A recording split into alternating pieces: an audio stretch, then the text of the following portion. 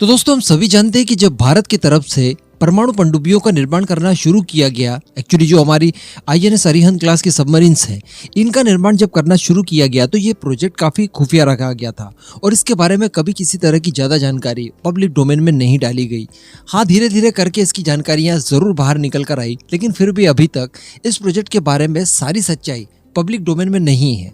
यानी बहुत ही लिमिटेड जानकारी अभी तक गवर्नमेंट की तरफ से बाहर दी गई है। इवन मैं आपको बता दूं कि पिछले 13 सालों में कब कब हमने इस पहली ऑपरेशनल पनडुब्बी से कितनी मिसाइलें दागी, कौन कौन सी दागी, कब कब टेस्ट किए गए, इस बात की कोई जानकारी अभी तक पब्लिक डोमेन में नहीं दी गई। यह पहला ऐसा मौका है जब भारतीय डिफेंस मिनिस्ट्री की तरफ से आगे रहकर यह ट्वीट किया गया, जानकारी दी गई कि आईएनएस अरिहंत से एक एसएलबीएम लॉन्च की गई और इसने अपने सारे टेस्ट सफलतापूर्वक पूरे किए।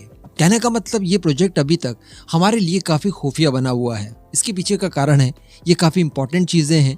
इस तरह से एसएसएन और एसएसबीएन इनकी ज़्यादा जानकारी आप पब्लिक डोमेन में चाहकर भी नहीं डाल सकते और आपको काफ़ी सीक्रेसी मेंटेन करनी होती है, खासकर एसएसबीएन के साथ। एसएसबीएन सीक्रेटली छुप छुपाकर दुश्मनों के ऊपर अटैक करने में माहिर होती है, आपको वो सेकंड स्ट्राइक कैपेबिलिटी देती है। तो इन सारी चीज़ों के बारे में ज़्यादा जानकारियाँ नहीं दी जाती। लेकिन अभी इस बार चूंकि शुरुआत कर दी गई है, बता दिया गया है कि मिसाइल टेस्ट की गई। हालांकि अभी भी मिसाइल का नाम नहीं बताया गया, लेकिन हम लोग नोटाम की जो रेंज थी और ये बाकी की सारी चीज़ों को देखकर कह सकते थे कि इस बार जो मिसाइल को टेस्ट किया गया है वो मिसाइल K-15 सागरिका मिसाइल है, जिसकी रेंज 750 किलोमीटर है। लेकिन दोस्तों यहाँ पर होप बढ़ने वाली खबर निकल कर आई है। इस समय एक्चुअली कई सारे एक्सपर्ट्स का ये मानना है, मैंने अलग अलग कई जगहों पर जाकर देखा तो उनका यही कहना है कि इसी महीने DRDO और भारतीय नौसेना के द्वारा एक और मिसाइल का परीक्षण किया जाने वाला है, बैलिस्टिक मिसाइल का।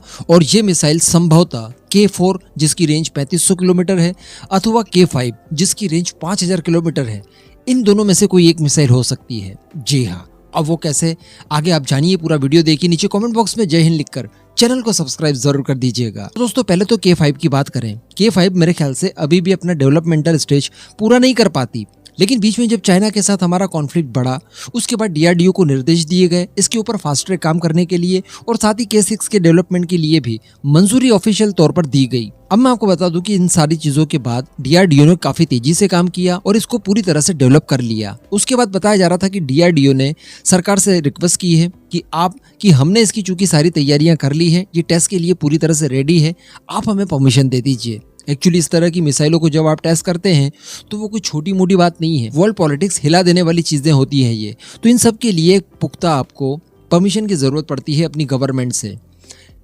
बताया जा रहा था कि इनके लिए पेंटून तक बनवा दिए गए हैं DRDO की तरफ से, यानी शुरुआती स्टेज में इसे डायरेक्टली सबमरीन से नहीं दागा जाता बल्कि इसे पेंटून से दागा जाता है, ताकि अगर किसी तरह की कोई गड़बड़ी आए तो कहीं आपकी मिसाइल आपकी पनडुब्बी को न तोड़ फोड़ दे, समझ रहे। तो ये सारी तैयारियां DRDO ने ऑलरेडी कर रखी है। केवल और केवल गवर्नमेंट की तरफ से उन्हें स्वीकृति मिल जाए कि वो अगले ही दिन बटन दबाकर समझ लीजिए इसका टेस्ट कर देंगे। तो अब काफी उम्मीदें जताई जा रही है कि इसका टेस्ट होगा।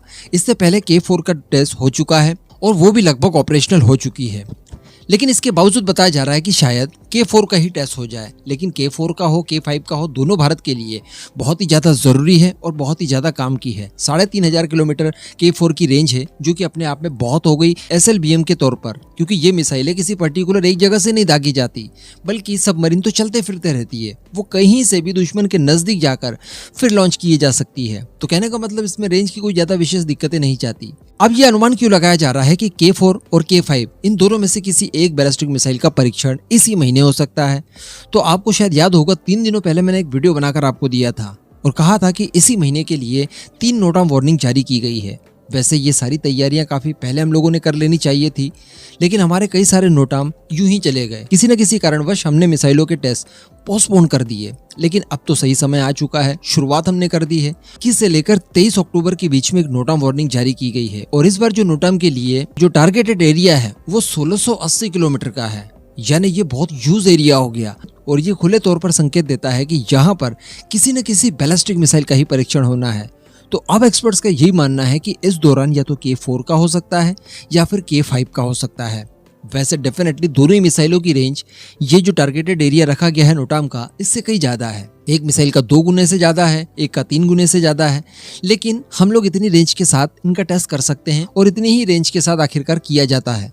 तो कहने का मतलब अब बहुत ज़्यादा उम्मीदें बढ़ गई है हमारी K4 या फिर K5 का टेस्ट होते हुए इसी महीने हम लोग देख पाएं इस बात के लिए।